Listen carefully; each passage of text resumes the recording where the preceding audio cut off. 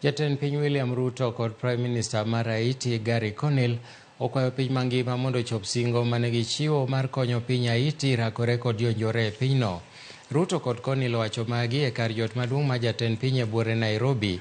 Kwayo margi biro ndalo machuok bang' jonjorego nego ji mayo 70 chieng' tich ang'wen juma mokalo kendo weyo ji mamoko 6,000 koringo miechgi.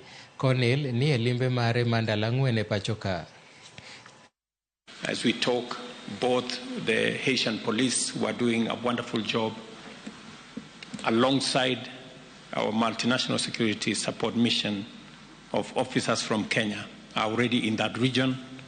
I'm informed that it's a region 2 hours drive from Port-au-Prince, a region that for a very long time has been held hostage by criminals and gangs. But today we have a foothold and a footprint of both the Asian police and the Kenyan contingent in that place.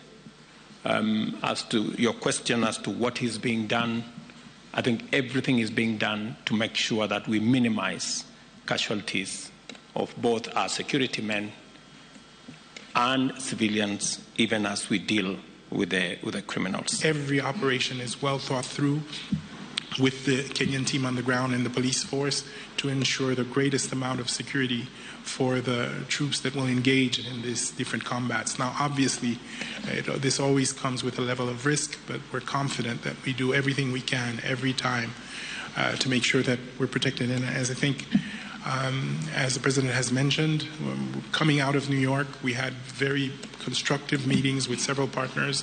We're seeing new engagements. The EU, for example, has doubled its commitment.